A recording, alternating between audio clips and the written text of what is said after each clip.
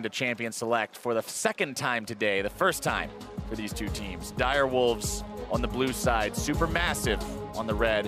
You can see the bans already starting off with Galio and Ash banned away by the Wolves. SuperMassive responding with Graves and Ferris. Last time these two teams played each other, the Galio was not picked or banned. Ivern was actually banned by SuperMassive on blue side. Wonder if they ban it here on the red side, because this champion may likely go over to Schernfire, who I think has been the best performer so far in this tournament for the Dire Wolves. We were told to watch him, and it's definitely been a good ride for him. Well, with the Lee Sin being the third ban from the Wolves, we're seeing some jungle and 80 carry focus, mostly so far in the bans. One left to go. SuperMassive, is it going to be that Ivern, or they go with something else? Rumble, actually the choice for these guys. So Ivern, Lulu, all that stuff that we saw so much of on day number 1. We'll be back here again. Chippies waste no time locking that Ivern in for the Dire Wolves. Give me the Ivern. Let's see another game of this champion. Caitlyn going to be taken away here, so it's not paired alongside King. And remember King, the guy we talked about, the 80 carry on the side of the Dire Wolves, number 1, 2, and 3 on the Oceania Challenger ladder. Somewhat of a mechanical prodigy, he's been called. So if you can get him on a champion that he can hard carry the game with, that's one way to win when you do have a supportive style jungler like that Ivern that can keep him safe, keep him protected. But speaking of supports to keep you protected, Lulu picked up along with that Caitlyn for SuperMassive as the Dire Wolves are quick to lock in Ezreal and Karma. And this is becoming who can protect their AD carry a little bit more. Orianna, Shen still on the table as great things to pick up. Gragas could be another. I think you take your jungler here if you are SuperMassive. Possibly Elise into the Ivern, Graves, Lee Sin, both off the table, which means that another top tier that's available would be that one. But Ezreal, I don't really like that too much as a pick that really benefits from the Ivern. He has his own escape. He has his power budget into his E, his Arcane Shift, and then the Karma on top of it. So they're looking for a little bit of like an oppressive lane here. But the Caitlyn Lulu is also one that can fire back pretty heavily. And I actually think SuperMassive made the right pivot to have a little bit more pick in this composition with the Elise. They did go for that pick exactly as you predicted, but now the second ban phase rolls around and these teams have the opportunity to once again target their opponent's champion pools and take some of those key players off the table. Syndra, the first one removed by SuperMassive. Syndra making a lot of sense here. See it banned all the time. Kennen was the other ban that they had gone for in the first time they matched up. The Syndra Kennen were the second round bans from SuperMassive. Taliyah. Oh, I've been seeing some Taliyah this tournament. Not been digging it. The Taliyah hasn't been that effective. And people are going for like the Super Soaker build. They're going for the GLP. It's not doing it for me. Sometimes the champion has amazing games and she's able to have these roams all over the place. Yeah. She can wall people off. She can protect objectives. She can make crazy combos and zone control. And then there's other games where she just doesn't do much of anything. The big thing for Taliyah is you have to get freed up early on, have a winning lane for yourself, and then be able to roam and make plays, because she's super powerful even pre-6, but then when she hits 6, it's about getting those roams off, but we haven't been seeing the Weaver's Walls be as effective as you would hope. And the Cassiopeia being that last first round ban here, and the Orianna being taken away from SuperMassive, or by SuperMassive, means they're trying to stop Dire Wolves from having a full protection composition here for King. So many mid lane bans, all 4 of them in that second phase.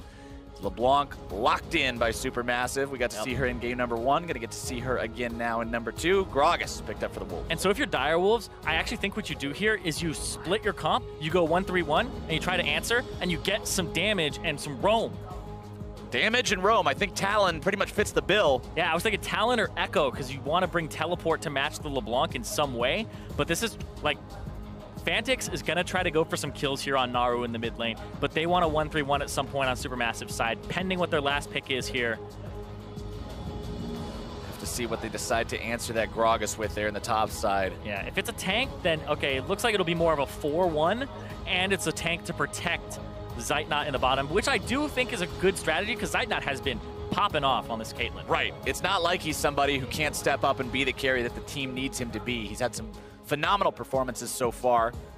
And now on day number 2 for this team, he's going to need to have some more of them to make sure that they can walk away with that 6-0. Because remember, if results of all other games ignored, SuperMassive goes 3-0 again today, they are the victor in Group A. Nobody else has anything to say about it. They just win. But they will have to take down their opponents. If the Dire Wolves, they will have to take down the Canids, and they will have to take down Rampage all one more time to make sure that that is their reality. Teams are fully locked in and finalized. 2 big AP bruisers in the top lane. The protective jungler versus the pick-based aggressive style of jungler. 2 mid laners who could really snowball and get the game going as well. Yeah, so we have some protection for both teams. They can both play with their AD carries, but also we have a little bit more physical damage on the side of the Dire Wolves. May not actually do them many favors here because you have the Talon, you have the Ezreal, your magic damage is kind of percent HP from Gragas, a little bit from Karma, and I would say a minute amount. Less than the Karma from Ivern. So this Nautilus will get to stack up some armor, and I actually like that pivot of the last pick here to go for a 4-1 composition for Fabulous and Supermassive as opposed to a 1-3-1. Yeah, Fabulous can get into these early team fights with a Ninja Tabby and a Sunfire Cape. Those usual He's not dying. Heavy armor builds. It's going to take quite a lot to actually get this guy out of their way. But that's the task the Dire Wolves are charged with as we head into game number 2. The Dire Wolves looking to even up their score. 1-2 overall right now. Would love to take that to 2-2, put the first blemish on Supermassive's record. But not if Supermassive have anything to say about it. The Wolves now heading into bottom lane as a 4-man unit. Fantix the only one not with them as they look to maybe cheese the brush here. If they can get an early kill, especially if it goes on to somebody like the Talon, who's actually not there, could be big. Let's see here. Dumbledosh actually plays way far back on the bottom lane, and now they're going to see everybody. The ward does go down, though. Goes over to Destiny. Ward gets popped, but they discover what was going on. They get themselves out in time. Stomaged finding Fantix. Throwing out the volatile Spiderling. He does manage to get the Thunderlord's proc, so that'll at least send Fantix home. But the rest of the Dire Wolves now moving into enemy territory to set down another ward and just sort of keep an eye on where Stomaged might be wanting to start. Yeah. Got a ward each on the blue buff here for both teams. Let's talk a little bit about these compositions again, because Fantix, he's kind of the core here for the Dire Wolves. It's not always great when you have a Talon as your core, because he's the one you need to free up to get roaming. But he also doesn't have a kill summoner spell. He's looking to survive 2v1s. I'm looking to cleanse things like the chain or Stomage throwing out the cocoon. Yeah, there's plenty of CC to use that cleanse on. Yeah, I really think that this is kind of a bold pick. Like, Fantix is going to have his work cut out for him. This is not an easy composition to play against because it's going to be all armor, but also at the same time, you don't have a teleport to match the LeBlanc. And another thing, just adding even more on top of it, you go in, you're going to get polymorphed. You're going to get CC'd. Like, you really have to outplay at all points in this game if you're Fantix. Speaking of the consequences of going in, Schernfire going into the enemy jungle to steal away the blue buff, but because of a well-placed ward by Supermassive in the river, they know to tell Stomaged, hey, go take his blue, he's at yours. They're not going to end up getting 3-buffed, and it really just turns into farm the other guy's jungle for both these two. Yeah. The question is, can Schernfire actually get back to that Gromp in time? Go ahead and mark this Scuttle Crab. Yeah, if he can get back to the Gromp, because this is one of the things that is in favor of, somebody who isn't Ivern, is the early clear invade, because it takes so long for your Grove to actually mature. You get to take things in the jungle by killing them like Elise, whereas now, in order to go back and get that experience, Schernfire has to go back into the enemy jungle right now to go pick up that Gromp, like you can see him doing right now. Both these guys in the top lane going to be very disruptive in these team fights as the game goes on. The Nautilus and the Gragas both been very popular recently. Solid picks up there, and having them against each other, they're both trying to fulfill a very similar job. And it's just going to come down to who's able to play it better. Yeah, this is who can clear the wave, get priority, and win. And look at this. 2-on-2 in the mid lane coming up soon. Yep, here it is. Both on weak sides of the map here. 2v2 breaking out. Schernfire and Fantix going to be getting some damage onto Stomage there, who goes up into the air, comes right back down. Not going to be flashing away just yet. The damage comes through. Fantix still looking to make a little bit more happen. First blood over to Fantix. And he gets out. Hold on, though, the chain. No! Schernfire barely breaking the distance on that one. Naru wants to chase this down, but he can't go. He has to fall back, and the Dire Wolves will go up 1-0. Huge part of that is that Schernfire got to do both of his buffs beforehand, so Stomage doesn't have a red buff during that fight. He doesn't have a slow. He's constantly getting slowed by Schernfire, who put down a great brush to get some auto attacks in. Well played from the Wolves, getting on the board nice and early. That puts them up to a 1,000 gold lead because that had assist money on it too. As exactly who you want the gold onto. Fantix played that right, threw out the Rake, which was rank 2 already because you put 2 in it, levels 1 and 3, and then he got the Q and the auto attack. Let's see that one more time here. Surenfire throws it at the distortion point just in case, but then Fantix gets the slow off there. Now Elise getting auto attack to slow him. W comes back up, gets the Q, and then Stomage flashes a little late, but it's the flash chase, level 4 comes through, and then the parkour out. Doesn't even need that kill pressure summoner spell. Gets it done with the DOT on the passive, which is actually one of the strongest parts of Talon's kit, and one of the ones that people really underestimate a lot of the time. Oh yeah, the wounds actually stacking up. It's just so much extra damage after you have 3 of them and you get the auto attack off. But really, the Rake and being ahead of the curve feels so good. When you can Rake and actually clear caster minions, that's where you have the roam pressure. So getting that early kill really puts you in a super good spot as Talon. Not to mention, look at that first buy, exactly what you need in one of these high damage, high threat potential, very volatile lanes. The Hex Drinker can really make or break that matchup. Fantix looking for Naru. There's the wound again. Back here, Naru in some trouble. The bleed. Number 2, baby. Direwolves getting this mid laner off to a great start. And this, honestly, is the worst possible thing that could happen for SuperMassive in the early game. LeBlanc, no pressure, building towards that Hextech Gunblade, got killed before he could actually get himself the revolver for pressure up against a Hex Drinker. Naru's not going to get that kill anytime soon without some help. And the Hex Drinker's doubly effective in the 2-on-2 because it's an Elise that he's up against as well in the jungle. It's a great pickup for him. Obviously paying off so far, doing some good work with it. Hasn't even needed the shield because, I mean, hey, you got Ivern hanging around. You can just make these plays happen time and again. Ivern does a great job setting up. And we talked about Direwolves. They get a little bit better every time they lose. They're kind of like Goku, you know? Every time you get beat up. Australian Goku. Australian Saiyans, man, I swear. But every time you get beaten within an inch of your life, you come back way stronger. And that seems like what's been happening here. They got some early kills off of a misplay. Surenfire had that correct pathing for both buffs to show up and help, and he sniffed out. The SuperMassive were smart enough to be like, this is the lane that they need to snowball. But they didn't play the execution correctly. So what you're telling me is that day 1, where we saw them lose the first couple of matches, was just the episode where you see him charging up some sort of energy. Yeah, man. And like right now, now he's actually shooting it. Exactly. Direwolves are also, they're kind of on the edge of being eliminated. So, you know, they're kind of like when Goku has the halo and he's been revived, right? This is their second lease on life, dude. All right, this is the real deal.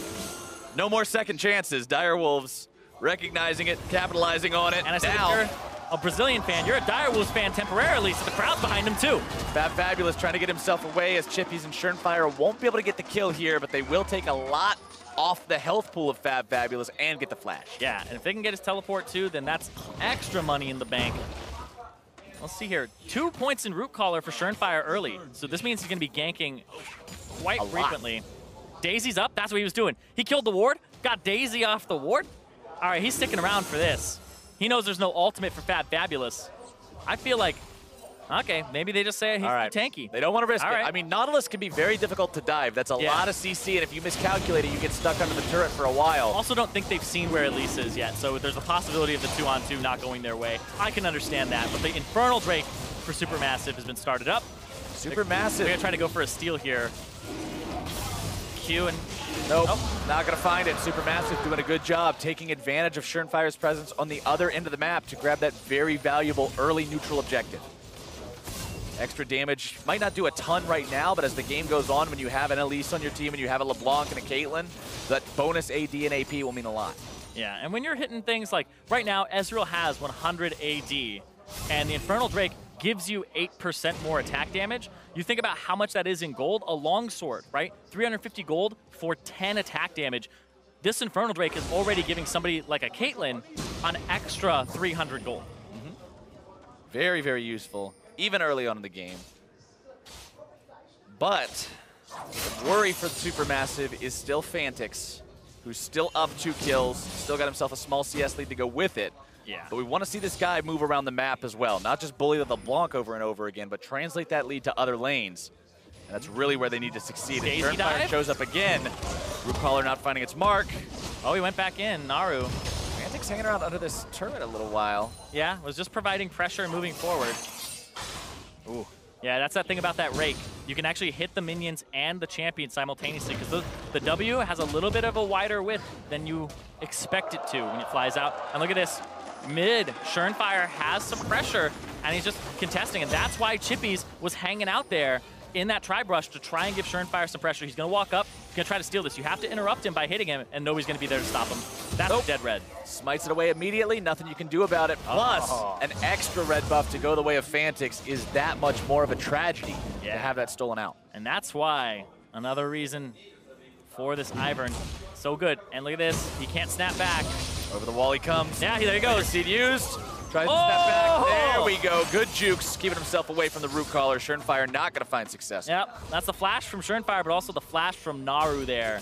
He's going to back, maybe teleport back in. He does have a decent amount of gold. Get himself something like an arm guard. Okay, Hex and arm guards, because he wants that extra resistances. And the fact that Fantix went for resists mean you are offered that luxury, because then you aren't really behind in damage either. Zeitnot does get rooted up, but considering there's a big minion wave in the way, King can't really fire any extra Mystic shots in there to make sure that the trade comes out even more favorably for the Direwolves. King and Zeitnot, both stars in their own teams, both very capable players, both strong carries, and they're both kind of just going blow for blow right now. Even CS, even itemization pretty much, slightly different itemization.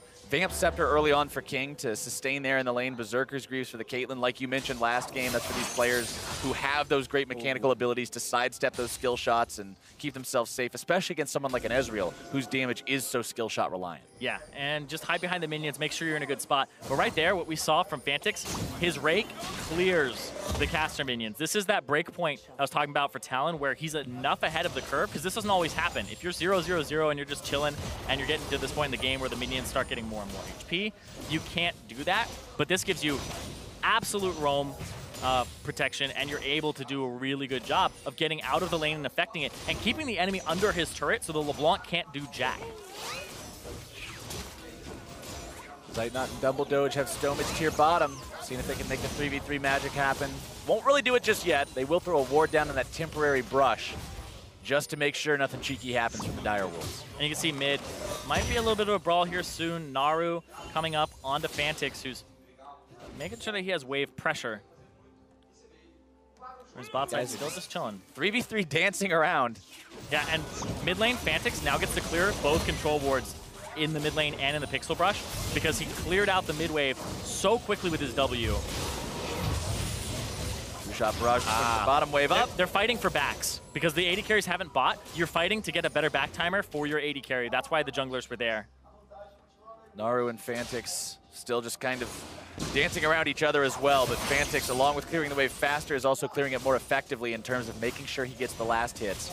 You can see he's grabbing an extra 6 per wave while shoving it into that turret, prevents Naru from getting 1 or 2 of them. Yeah.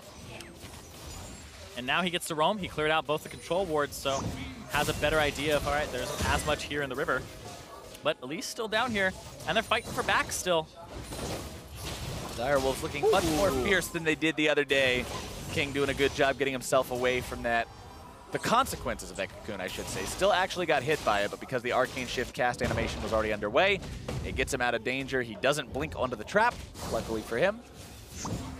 I won't say luckily. I'll say properly for him, because I'm sure he planned it that Fantix, I think he might have avoided both wards, actually. He hugged the wall enough that his control ward eliminated, or covered him from the ward that's in that bush.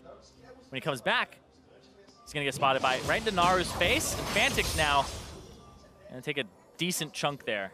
Gets bursted for about 40% of his HP, throws back a rake that's not really going to be equivalent to that at all. Naru continuing to win these trades right now. Yep. Fantix finally put onto the back foot for one of the first times this game.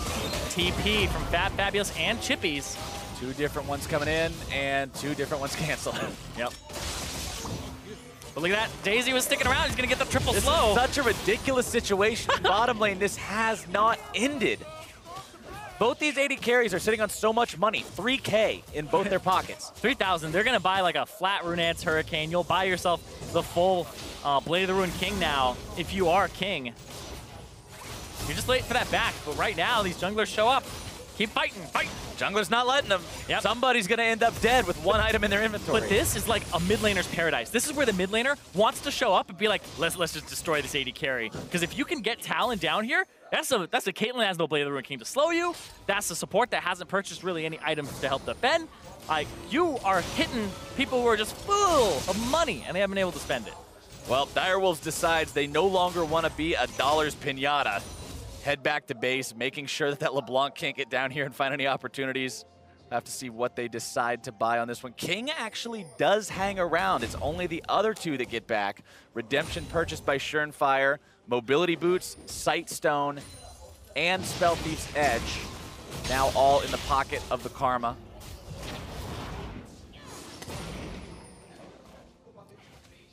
Spell Thief's Edge, of course, not upgraded at all yet. But considering you've got the boots and the Sightstone to get around the map, lay down the vision, do what you need to do, I'd say that's quite okay. Surenfire in the enemy jungle yet again, steals away the red buff another time. And that's a second one, also being passed on to Fantix, who now has that extra regeneration and DOT combat capability to get into these fights and really bring the pain to whoever he can jump onto, even though he hasn't really found any more opportunities to jump onto anyone after those first couple of kills.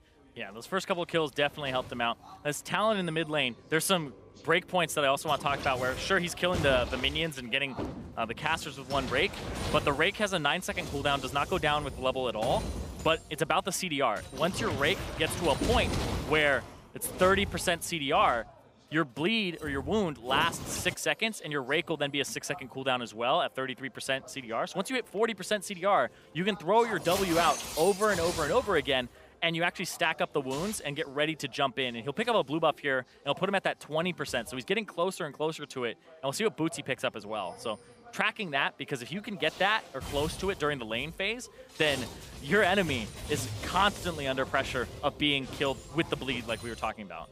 Naru also going to be looking to go for that Zhonya's Hourglass first and foremost. It looks like Fiendish Codex now in the inventory, prioritizing that over the Gunblade Rush to make sure he can survive those all-ins. Yeah, Zhonya's Hourglass, make sure that he doesn't get burst, but it's kind of to buy time for your distortion cooldown, because otherwise I feel like you're pretty much, once he's in on you, you might be a goner.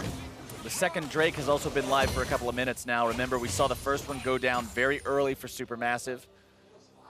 The second one on the board, but not prioritized like the Infernal was. Rootcaller finding its way onto Stone. The damage coming out. The True Shot Barrage going through the Redemption channel to make sure that the Dire will stay alive as long as they can. Surenfire going to be burning away. Gets himself out alive. Naru looking to fix that and get revenge for his earlier deaths. But Fantix has made his way into the fight. Rake going to be thrown out. Double Doge aiding 2 hits from that.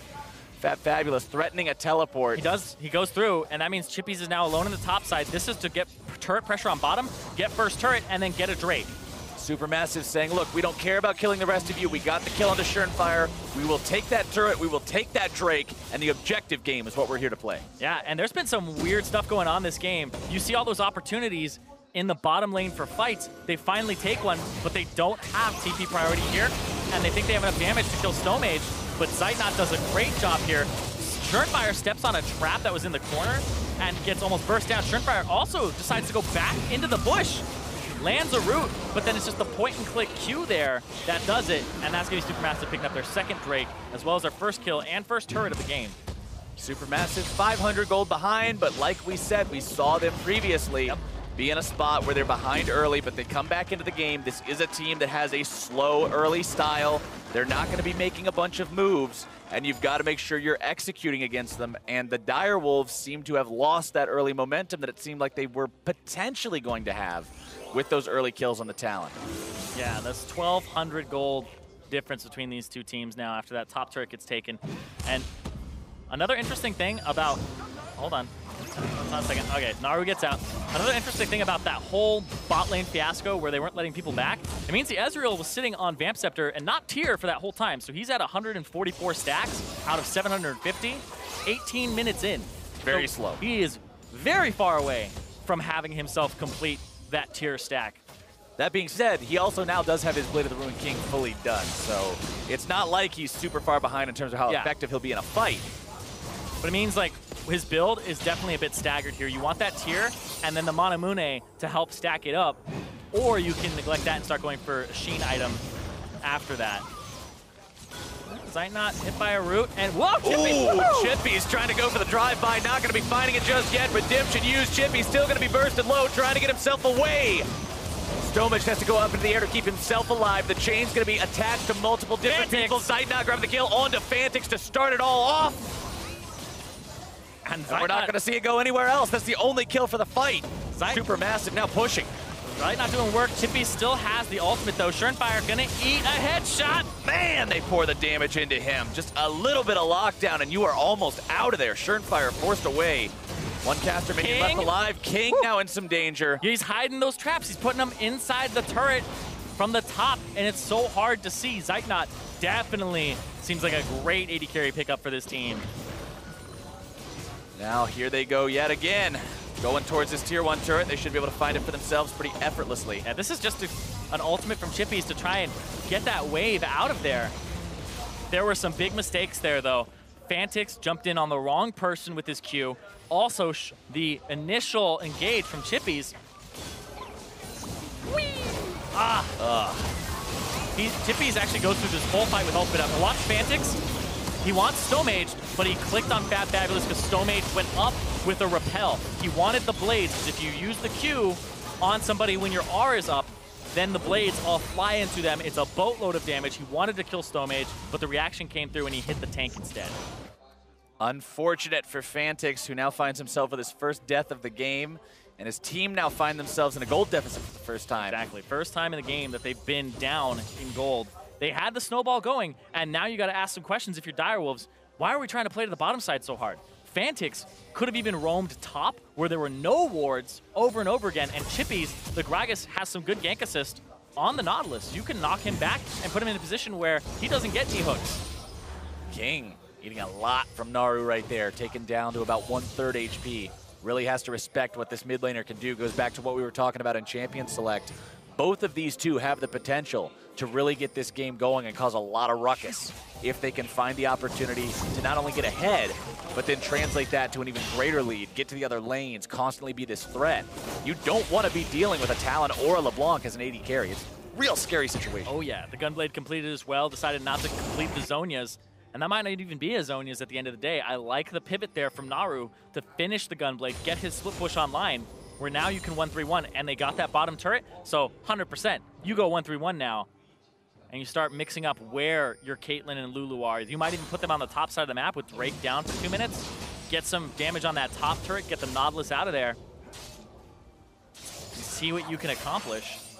Surenfire thinking about coming bottom in case there was going to be a 1v1, but Naru knows to not go messing with that unless he knows where the enemy team is, especially those supportive style players of Destiny and Surenfire.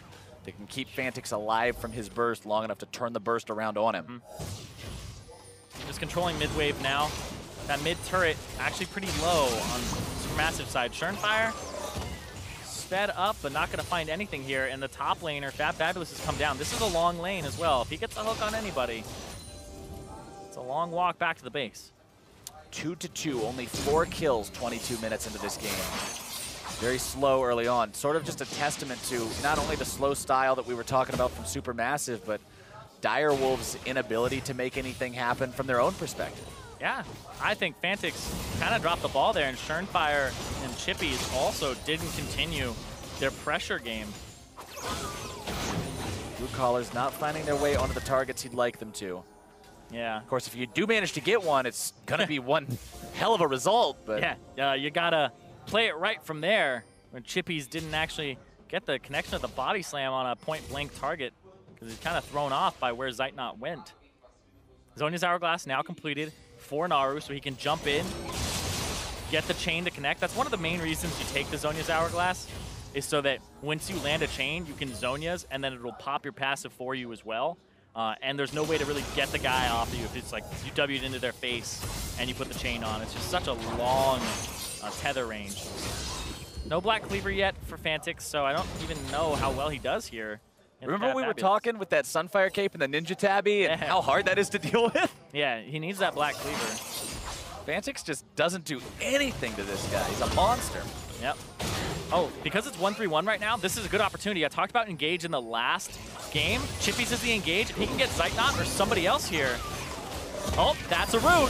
There you go, Stomage caught out, juggled around, beaten down, having to go up into the air, comes down, Wild Growth keeping him alive, still Redemption gonna be channeled, Fantix now eating a lot of damage, Daisy soaking, trying to tank there on the front line, gonna be bursted pretty rapidly, smote down for the kill. Re-engage coming in, Fabulous looking to lock these guys down as they run out, Naru trying to jump in, immediately goes back, doesn't want to be caught out. Gotta watch these root callers in the middle of the fight. Chippy's still trying to tank it up, Naru jumps in. Throws one sigil down there onto King. Stomage is going to be forced to repel yet again. Gets that cooldown back after using it at the start of the fight. And I can't believe it, but all 10 players in this game walk out of that one alive. Yeah, I have no idea how that happened because that looked like it was dead to rights. Is this a Baron call? I don't know why everybody's on this top side of the map here, including the Karma, because that Ocean Drake is going to go down. I'm going to trade that one up. It looks like Athene's Unholy Grail also completed for Schernfire.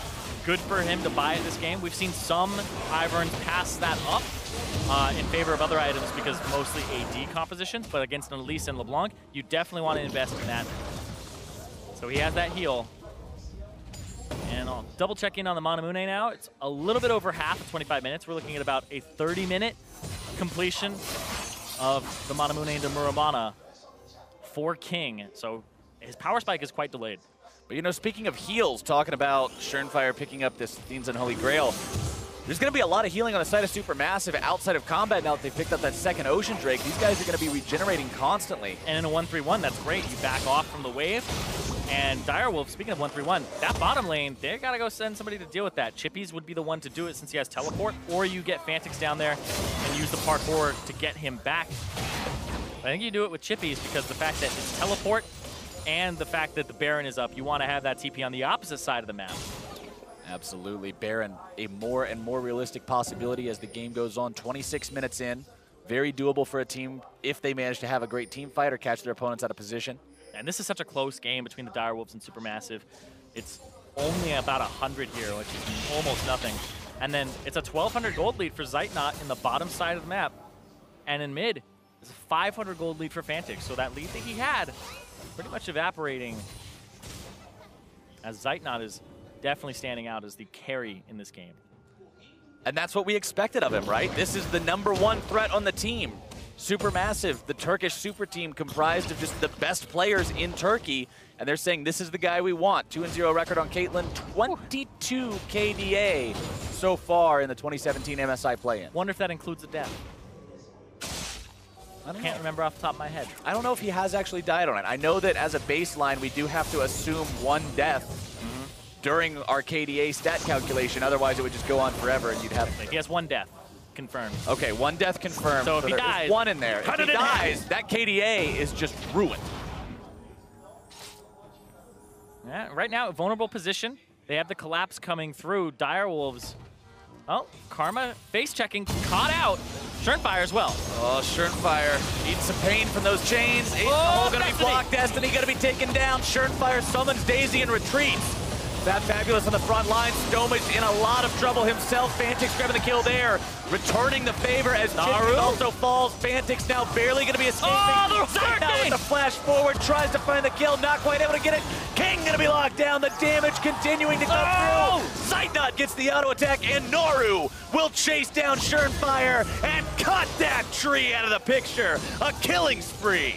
And now Stomage dead, 20 seconds on him. This may be a Baron call for the Direwolves. It's something you could steal, but right now all you have is a talent, and the Gragas might not be up in time to even help secure. Great fight from Supermassive, who now go off to a big lead. Trade your jungler from multiple enemy players. Just again, a value trade for Supermassive, taking the Baron as the prize before the 30-minute mark, setting themselves up for their 4th victory so far in MSI 2017. And that would shut down the Direwolves from having a chance to make it out of Group A. Naru lands the chain on Schernfire, but then Destiny actually eats the cocoon here. Schernfire's gonna get rooted anyway, and so now Destiny is the one who gets destroyed when there may have been a possibility for him to escape. And then the ultimate comes through from King.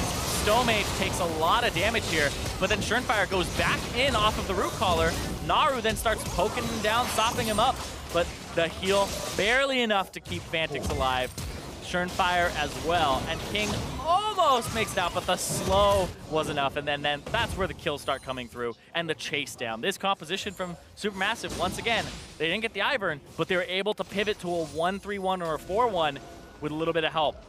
Talking about the split push being a problem, talking about how the Ocean Drakes adding to it make it even more problematic. Add a Baron on top of that now. Yeah. Right now, actually, I think you go for an engage. There's Chippy's in. Trying to start things off. Dumbledore's going to be immediately destroyed. Fantix needs a block. Fantix getting himself away from the ace in the hole. The smite onto Daisy, trying to lock her down as they do get rid of Schernfire himself. Chippy's now in retreat. A very nice hook onto Fantix. Zeitnot grabbing a killing spree. It's 2 for 1. You grab the support, but they take your jungler and your mid laner as the price. They'll grab the T2 to go with it in a bundle deal and continue pushing towards that tier 3. SuperMassive looking to end this game super quick after that Baron pickup, smashing down the tier 3 turret, going for the inhibitor itself, and they will take that too as they gracefully exit stage right. And Naru is now taking over this game with the help of Zeitnot to get him back in there. 4-1-3 for himself, but Zeitnot 100% KP. I like how Naru, though, sitting 2 levels up over Fantix, who got the first 2 kills. Fantix was looking so good early on in the mid lane and then just did nothing with it. Naru held his ground. He was like, look, things might be a little bit shaky right now. I'm going to play safe. I'm going to get my armband. I'll even think about going Hourglass just in case. Rides the storm out, and now he is the guy who is completely in control. Yeah. Naru, 2 levels up, split push pressure, the Gunblade helping him out a ton there. And you can see Void Staff, 3rd item. Even though we now have the penetration coming through for Fantix, he's at a point where he's definitely going to suffer in this game. The Ivern, don't know how much that's going to help them either, as they don't have that super fed carry to really lean on here. And I talked about a 30-minute Muramana. It's about to come through. We're about to see it. Hold on, though. Naru, the Zhonya's keeping him alive for now, utilizing the clone to get away, Wild Growth to keep him safe. Daisy bursted down. Naru gets out just fine. LeBlanc is so tricky to actually catch out. He buys himself enough time for the team to keep him safe. Yep, and that's going to be 3rd Ocean Drake for SuperMassive here if they're able to pick this one up without a steal. Looks like no contest will be coming through. Yeah, Schernfire is nowhere close to this. Yeah. They're down 6,000 gold now. They really don't want to risk a bad fight over an Ocean Drake. But that does mean SuperMassive will complete that perfect buff for regeneration outside of combat. It's pretty much impossible to wear these guys down now. It just has to all happen in one fell swoop. Yep, and we're looking at Fabulous's armor. The guy is sitting at 180. It's going to be hard to kill him, even when he gets knocked in like that. It's caught out a little bit, but that's not the guy you got to be looking to catch. There they find the hook on the King, who's now going to be in some trouble. Unstoppable for Naru. Schernfire almost going to be taken down next. A spider bite will seal his fate. And SuperMassive is into the enemy base for the 2nd time now, smashing down inhibitor number 2. And it looks like there's just nothing the Direwolves can do to stop them. It looked really good for the Direwolves early on. They had those 2 kills. They had them on the person that you want. You can't ask for a much better start than that. And they still didn't do much with it at all. SuperMassive get back in the game off of some great team fighting plays and from actually some macro strategy to delay the power spike of King and make sure that he doesn't come online, whereas this Caitlyn just scales right up and is now a huge threat. And isn't that what Dash and the boys on the analyst desk were talking about? Looking at SuperMassive, this is a team that's got the most macro control. This is the team that knows how to play League of Legends the best, as opposed to, hey, we got 5 guys, you got 5 guys, let's fight them together and see which ones are still alive. These guys know how to play the map, and they have been doing it well. Yeah, they have been doing it well in this game. That's all 3 inhibitors down. The 1-3-1 has worked a few times, the 4-1 also. But now they're in just a position where you could really do whatever you want in this game as SuperMassive. Ooh, goes fishing but doesn't quite get a bite, almost. I see one thing they got to work on is this emote game, because they are not synced up. 2 of them, and then another one in the 2nd back attempt. Ooh, everybody else went back. Stomage there. Flash away. At least they burn a summoner spell, but another root caller comes out, finds its way onto Fabulous. There's Fantix, and there's the teleport from Naru. Naru just utilizing the teleport as a scare tactic. Yeah, it canceled it, and then that also got Chippy's teleport. That was really strange. It's been a strange game. Well, the Direwolves finding themselves in a more frightening than strange spot right now. 3 inhibitors down means double super minions pouring into the base. from every possible angle. Yeah, not even that banner of command stood a chance. Yeah, they've got 2 Nexus turrets left to defend on, and that's it. But all SuperMassive has to do is play the slow game, bring up 6 or 8 or 12, 14, get them all in there. Every single super minion you can find, just wait for them to collide and create this threat that's just so time-consuming and huge to deal with. They can't do it. And there are some compositions that can deal with super minions, Azir, Oriannas, etc., because super minions have negative magic resistance. They actually take more damage. They have negative 30 magic resist. And this is a physical damage composition from Direwolves. The Talon tickles these guys. And it looks like SuperMassive getting ready for that final push, getting ready to try and make it that 4-0. Fire caught, juggled up into the air, Naru into the back line, trying to burst down King. More damage coming out onto the front line as well. 1 dead on the side of the Wolves, making a double kill. These guys are exterminating the health bars of the Oceanic representative at MSI 2017. And SuperMassive with a triple kill onto their AD carry will absolutely crush Direwolves' hopes of going on to stage 2 and find themselves their 4th win of the play-in stage. And that means it's only between the Red Cannons and SuperMassive, who will play later on. The only 2 that could possibly move on.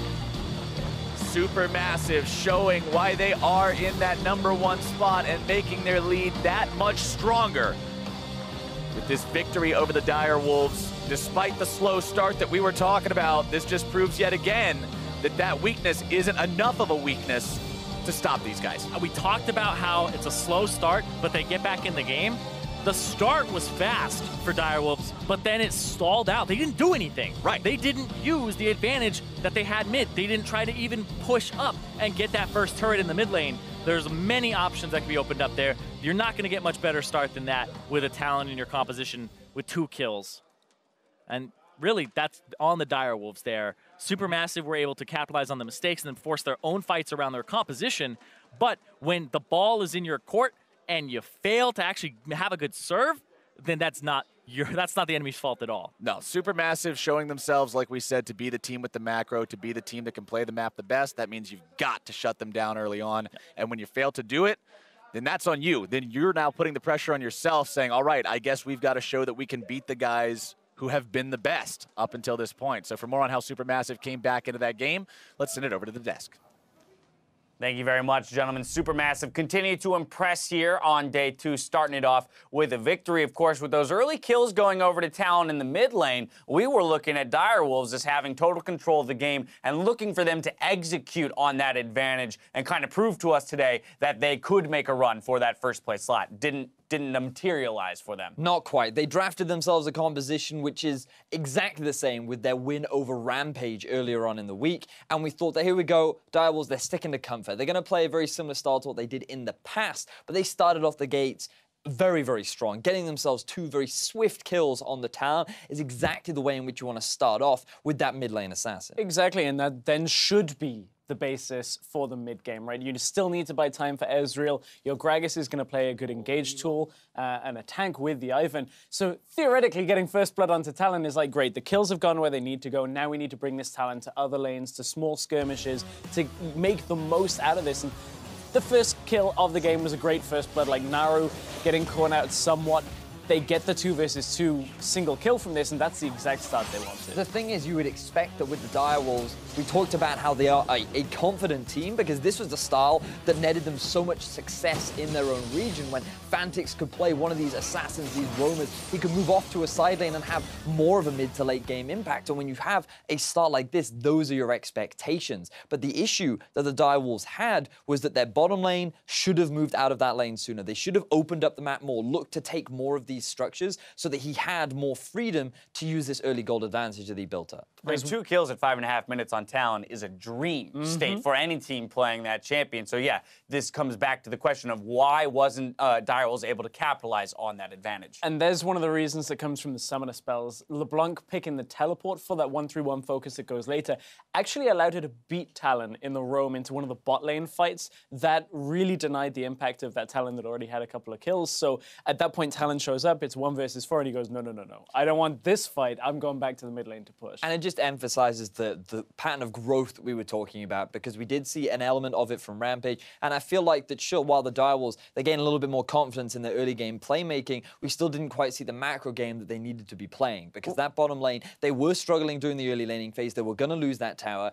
Gragas had a lot of powerful push up in the top half of the map, and they should have utilized that. Trade both top and bot towers. You have a lot of structures fallen. Now Talon has all this freedom to roam around. The most important thing to me is exactly that they didn't push the pace, right? 2 early kills go over in 5.5 minutes, and then we didn't see, you know, kills for a good 10 minutes until it finally gets evened up, actually, in the other direction. So SuperMassive smartly kind of taking their foot off the gas after they've conceded those first couple kills, and then Direwolves not really pushing the pace. 27 minutes into the game, SuperMassive is now at the point where they feel comfortable striking back. Yeah, you can just see here, this was just Direwolves again, like, they're trying to fight for vision, that they're not in a position to do so. SuperMassive have already demonstrated that they can tango with that of the Direwolves, and they've been winning a lot of these dances, but Direwolves feel a little bit too overconfident. They feel like that they're still at that 2-0 position with the time. I mean, this guy, he had already completed his Hex Drinker on his very first back. You're expecting much more from this, but in fairness to SuperMassive, they play the map well, they utilized the strength of their bottom lane, and once they took that first bottom tower, that's where they started utilizing this Caitlyn. Yeah, again, it was 2-2 in kills leading up to this fight. So those first 2 kills that happened at 5:30 in were the only 2 kills up until that, 4 Direwolves up until that 27-minute mark, and they even doubled the amount of kills in the game overall with just that engagement. And I think you look down at the AD carry damage. This is a discussion that we were having during the game about the difference in damage between Caitlyn and Ezreal. This Blade of the Ruined King Ezreal that we have seen a lot recently. I think when you take those small skirmishes, actually kind of lowers his damage early on. And yes, Ezreal is a later game scaling champion, as is Caitlyn, but I just feel like there's more that comes from Caitlyn when she's going the standard BF into Hurricane, as opposed to this Ezreal who sits around on Blade of the Ruined King for a while waiting for a tier to stack. Absolutely, and more egregious, in my opinion, from Direwolves is the fact that they didn't push the pace with, for example, the Gragas and the Talon. If you're looking at options to roam and really force plays, Gragas has one of the easiest time initiating. Every time that flashes up, again, if we consider from 5 minutes to 27 minutes, even if you use that flash on cooldown, that's 5 flashes that you can use, one every 5 minutes. So why weren't there 4 more kills? If you flash body slam with a Talon coming in, whoever you're going on should be dead. So at that point in the game, there should have been 4 more kills on the side of Direwolves if they're playing it out, at least in my opinion, properly. And I agree, right? And I feel like we're harping on the mistakes of Direwolves because this was a good opportunity. This was theirs to win. Right, like they were in a prime position to start fighting their way back into the group and get a win off SuperMassive is everything that they could hope for. Like, because you would argue that the rest of their competition is weaker, but now they don't have that opportunity to get into the first place spot. They've now been cut out of it. And I want to look at SuperMassive now because when I sit there and I think, like, as a team, how are they going to match up against moving into, if they do move into the next round, like an early game mistake like Naru was making, like being that overzealous against the Talon, not respecting the possibility of this early gank, is a team like TSM and Flash Wolves, they will readily punish you for it. Absolutely. So it has become a 2-horse race. So now let's kind of, zero in on that 2-horse race between the Red Cannons and SuperMassive in this group. I mean, as you just mentioned, some early mistakes here out of SuperMassive, but we can, say that there's some good to be found in their recovery, at least in this game. I guess my question is, moving forward, would you have reservations around whether or not they'll repeat those individual mistakes, or do you think they're largely shaken off and that's the kind of thing that only happens, so minimally in a day? I think SuperMassive are less likely. I feel like Naru, watching him over a long period of time, he's been around the scene for a very long time. I think he's less likely to make these mistakes. He does make them. Like, he's not perfect. He made it in that game, made a mistake at level 1. I felt during game 1 of the day, the mid lane matchup was letting the Red Cannons a little down. And if that happens again, I think it's... Let me rephrase. I think it's more likely to happen again, and Naru is more likely to capitalize, in my opinion. And that's a real strength for SuperMassive coming into that game that comes up later today. For me, I'm just very impressed with the way in which SuperMassive play around their bottom lane. Like, when that bottom lane gank tried to happen, the immediate teleport in from Naru, enabling Zeitnot to be the performer that we have been seeing from him in this recent tournament. And I think that if they continue to play around their bottom side, that is the core strength of SuperMassive that they need to continue to take advantage of. Well, absolutely. And of course, while Direwolves and Rampage may be out of the running for first place, as was mentioned, both still have the opportunity to play spoiler and really take games off of the top 2 teams, right? And obviously didn't happen here against SuperMassive. They'll have another chance against blanking on all of a sudden. Red Cannons later in the day. Supermassive, on the other hand, they do have that game buffer, right? And so that's going to be, a boon to them throughout the day leading into that matchup against Brazil's Red Cannons. But as we talk about the bot lane, that's where I want to go, right? Because you got BRTT against Zirene.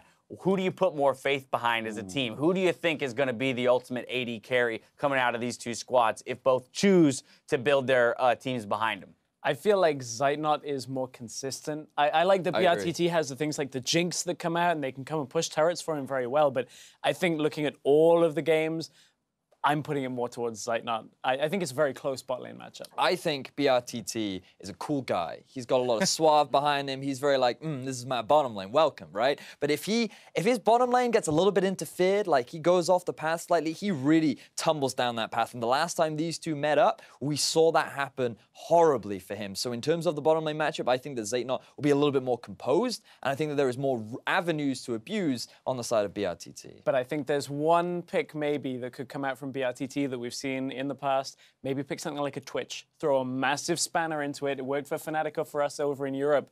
Throw something different. Maybe you'll catch them up. We've been waiting for a pick like that. We did have the Kog'Maw earlier today. That game to come later in the day. We're still going to step away for just a bit. When we return, Super